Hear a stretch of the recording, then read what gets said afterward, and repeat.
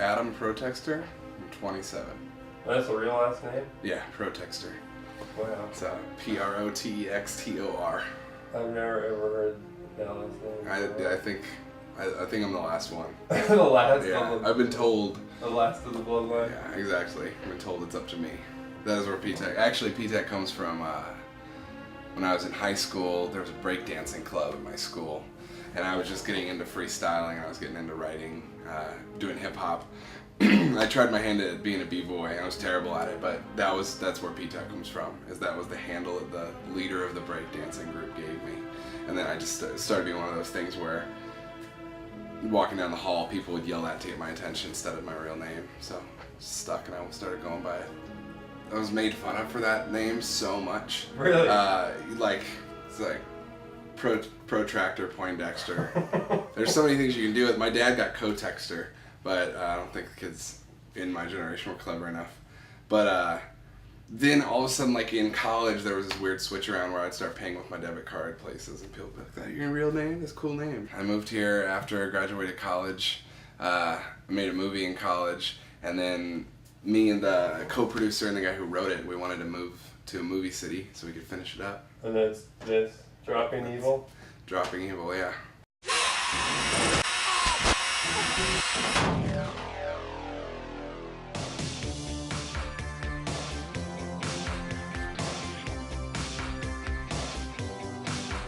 Yeah, it was just like we weren't entirely finished with it. It was actually originally a trilogy. It was this way like bite off way more than we can chew sort of deal. Yeah. Where we actually shot 3 feature films. Like in that drawer over there are 70 mini DV tapes of all of our footage. Wow. And we edited the first movie first, which is Dropping Evil. It's the first movie in our proposed trilogy. We edited that one first, and we were pretty happy with it. And then we tried to do the sequels, and we were just like, all like, whether it would be a scene with an actress or an actor who just was bad in that scene, or we just messed up the shot, or whatnot. There were just a few very specific things that were needed to tie everything together that failed. Uh-huh. And so we ended up taking our favorite footage from those sequels and kind of making the first movie more standalone. It's just straight to DVD distribution. I'm really, there's supposed to be some sort of streaming or Netflix in there, but I'm still waiting on hearing about that. Oh, cool. But it's MVD. They're a company that's kind of an umbrella for a lot of little straight to video distribution companies. And then Wild Eye is the one we're on, and Wild Eye is, it's a weird movie, man. Like, Wild Eye is the kind of like avant-garde horror. It's not quite a horror movie, it's not quite an art film, it's like this weird balance because we wanted to take the horror genre and mess with it and make something really interesting, but we knew we were sacrificing some commercial like appeal for that. Just scheduling that whole thing was such a mess that it took us about 3 years to finish shooting the whole thing, and then another year to edit it, and then another year to find distribution. So, like, the 6 years of my life that took up, I've spent so much time with that movie. Wow. And the reviews, like I was saying, some of them are like, thank God these guys made this. It's full of so many crazy ideas that no one else would express. Like, it's, this is one of the most original movies ever. And then the other people are like, this makes no sense, it's a piece of trash. And I kind of think they're both right. I went to school at the University of Iowa, which is a terrible production school, but is a great film theory school. Okay. And so that's what I mainly did, is I went to college to watch and talk about movies. Music they're just kind of simultaneous, really. Yeah. Just two passions. There's not really a specific end or start point for either. Like when I was a little kid, there's a lot of videos of me running around with my dad's camera making movies around the house, but then there's an equal number of videos of me like performing a song or I have a freestyle rap of me when I'm like 7. It's terrible. Wow, really? Yeah. So rap always jumped out at you? It has like, I never, my brother is 15 years older than me, and usually when people have their musical tastes or their film tastes, it's because they had like a cool older sibling that was showing them stuff, or their parents were showing them stuff, you know. And my parents didn't really do that. My brother was out of the house because he was so much older, so he occasionally showed me. He showed me Rage Against the Machine. He showed me a few cool things, but he wasn't there often enough. So my parents would just set me loose in the video store and the music, and I just flocked to horror movies and hip hop were the things that I kind of went to on my own. I think it's the force at which they're presented. Like the horror movie and hip hop are both like. Bear with me because I'm gonna pull this like out of thin air, but I feel like they're both like you're right. There's a spookiness, the quality. It's the aggression that's behind it. Also, the horror movie. It's that kind of that visceral. It's gonna hit you in a way that's immediate. Yeah. Like especially that era. You have like the '80s movie slasher. So it's all about people popping out and stabbing you, and then at the same time you have like Chuck D and these huge like Bomb Squad production beats coming into vogue, just like things just smashing around, and I feel like there's definitely a lot to be said for that, but also on the same tack, they're both totally, completely socially conscious genres. Supernova cracks in half and a man stands back with a backwards laugh. Where the chips fall past due past, make new ones go grab the maps. I want to bathe in the eclipse. Hip hop, even when it's aggressive, is aggressive for the sake of showing you the world and showing you what's wrong with the world. Yeah. To a large degree, and I think the horror film does the same thing. Where the horror film is the barometer.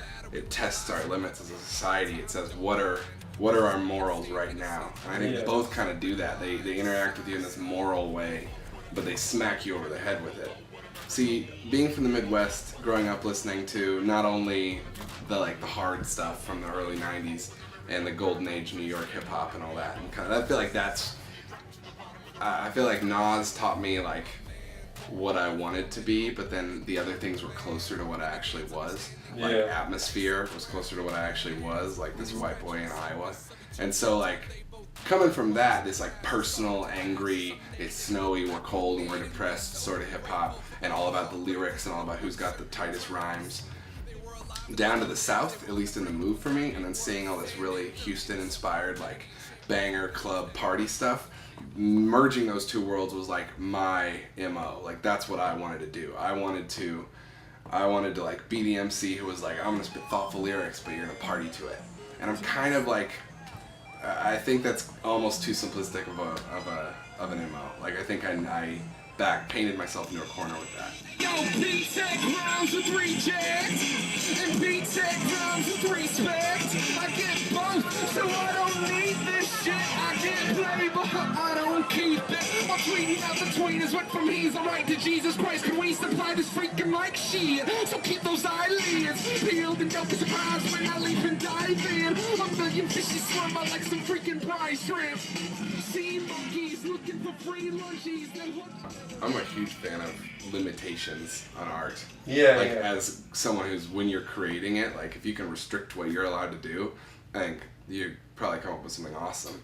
I'm a terrible producer. Speaking of limitations, I have tried. I have this one little kind of stoner electro pop record that's up on my Bandcamp, and it's fine. It's like so completely atonal, but you know, if you like want something completely drony, that's like I've done that. But in terms of like pop or hip hop production, I'm terrible at it. The way I've always thought of myself in music is that I am really good with predicting.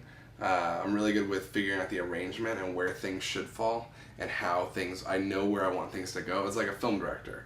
It's like I think of myself as the director, but not the cameraman. Yeah. You know, I can say like, I would love it if we could get this here, this here, this here. Now, will you help me do that? But that's the joy of working with someone else, because then they're gonna come in and say, yeah, I can do that, but I think this would be better. And you're like, oh, that is better. So I'm would love to be able to produce my own stuff, and hopefully I'll get there. I actually really want to take some like classes at Dub Academy and learn, just get a little closer to that. But I'm pretty comfortable now, for now. Like, I know a lot of really talented producers, and I'm pretty comfortable for now for just like trying to be a really good rapper. Going home again for so long, I'm up and on. Lonely roads traveled by the low of the Babylon. Go for broke or go home, we ain't battling.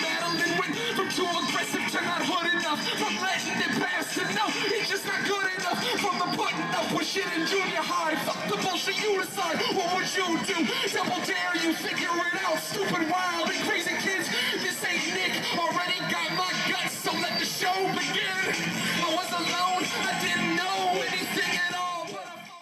Well, in terms of hip hop groups, started in high school in a group called MCT, Middle Class Trash, and that was our total like cyphery, backpack rapper, Midwest flow kind of thing. Yeah. Very angry, very teenage boy.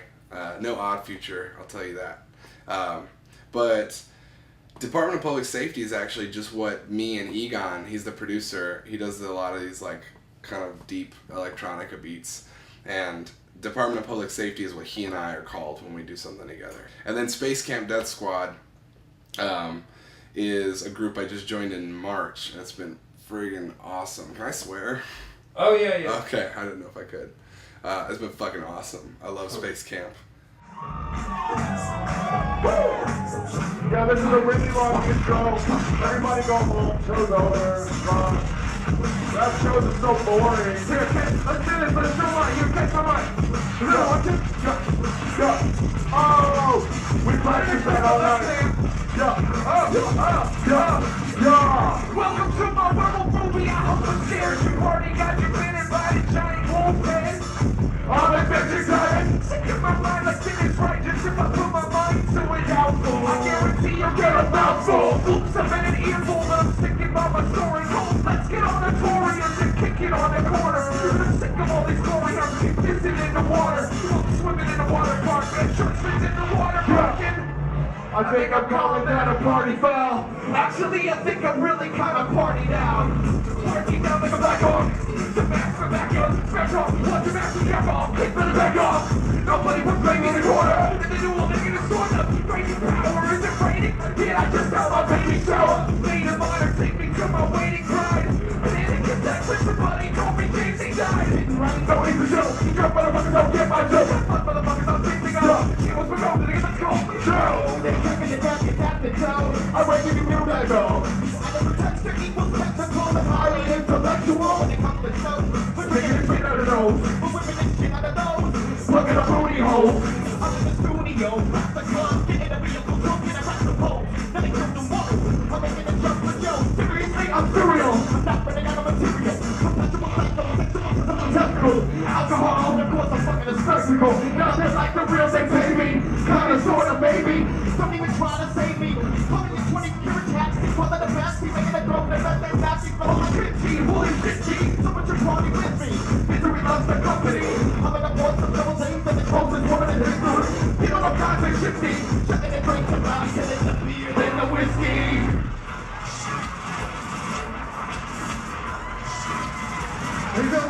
Let's go to Denny's. That's Ryan Darbone or Doc Brown and Secret Levels, Colton Ferguson, and Merc Jones as the DJ.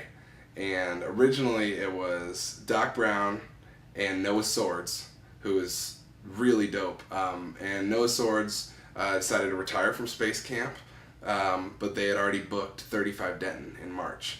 So Ryan knew me and Colton, so we rapped, so he asked us to join for the show. It was supposed to be a one-show thing, but it was an awesome show, and we've been staying together since. And we actually just played a show last night. It was super, super fun. The cool thing about Space Camp is I feel like I have way less social responsibility in it. Because when I'm P-Tek, when I'm doing my solo stuff, it's much more about... not necessarily am I trying to like be socially conscious all the time, because that's boring, but some of the time certainly, and there's certainly things I won't say that like I think are fucked up or wrong, and I'm not gonna, you know. But you want to say, or? No, I actually always thought of P-Tek as like, I always think I'm a nice guy and P-Tek can be an asshole. So there are certain things that if they're maybe a little mean, I will say them, or a little weird. I'm not really worried about that. It's just that in Space Camp, it's like pure id. That's the thing. P-Tek has to be a person. Yeah. And Space Camp, I get to be pure id. I get to just like rattle off whatever happens to rhyme, no matter how fucked up it is and whatever. But Space Camp's actually pretty socially conscious when I think about it. It's just in a very roundabout, mean way. It's all about kind of mocking the stupid things about the world rather than being nice about the good things about the world. Space Camp is like punk hip hop is what Ryan would call it. It's aggressive and it's very much like a little darker. It's a lot darker.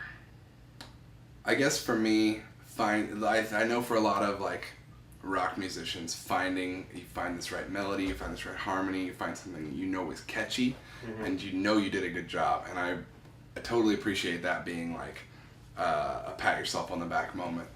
For me, it's never a musical experiential discovery like that. For me, it's like, oh, I just was clever as hell. Like what I just wrote is a joke, and it's got 3 meanings, and people will maybe laugh at it the first time, and if they listen to it the second time, they'll understand the double entendre, and like that's what's pleasing for me, is words. I love words. I love language. I've always loved language, and what you can do with words, and how they can be twisted to mean different things, and that's what I love. Also, this guy in the back with his video camera is getting a video of my performance. So, act like you like it. Please. I'm ready whenever.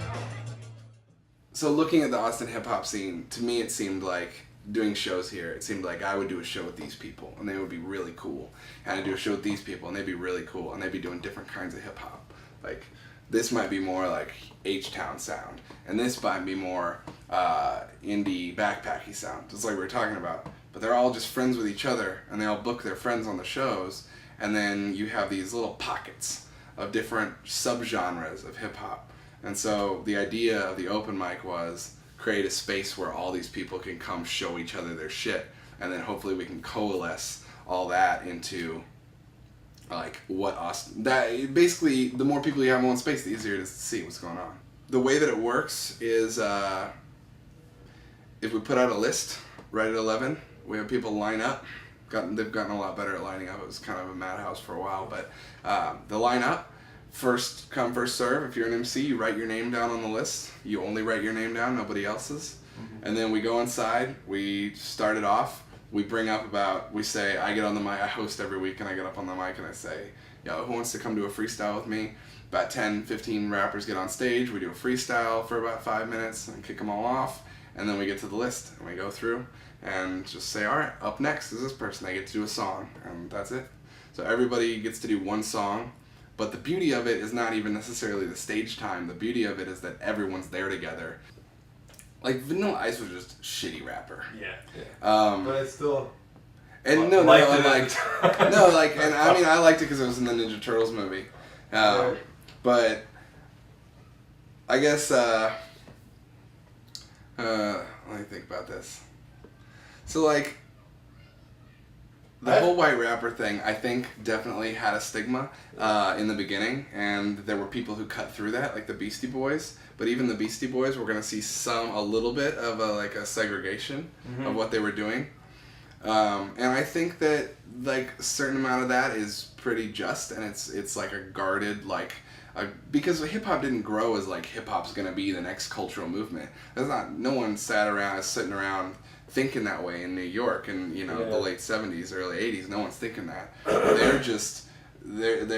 They can't buy instruments, and you have people like Africa Bambaataa, who's literally taking stereo systems out of cars and building his own systems out of them. And you build something out of nothing, and you create an entire musical genre, and then, like, people who don't look like you start doing it, of course you're going to be defensive. I definitely got shit, but I've only ever gotten shit for being a white rapper from white people. And I think that stigma exists way more in the white community than it does in the hip-hop community, which is already mixed race. The hip-hop community is not all black people. And just like the rock community is not all white people. And we have to, like, realize that. Yeah. And I think people now have realized that, and I think now it's becoming more and more of a non-issue, while still being careful to, you know, be aware of history and be aware of where we're at and be aware of how things have been shitty and how things can be better. So I think that with that in mind, all the young MCs that I meet on a weekly basis, all the kids who are got X's on their hands, and I'm 27, and you know, these kids are 17. They're 10 years younger than me, and they're coming up, and they are like, do not give a fuck about that. Like, the idea that someone should be judged more harshly as a white rapper is not crossing their mind. I can tell you by the reactions that they all give each other. It is truly a meritocracy. If you're good, and that's it. And yeah, I think that's where we're getting. I think it's an awesome place to get. Now, for me personally, I definitely got some shit about it growing up, and it definitely still makes me guarded sometimes. But it was really only ever the white kids who were like, "Oh, you're white, dude. You're not supposed to be rapping." Yeah. And it was really just them feeling, I don't know, them working their own shit out, I guess.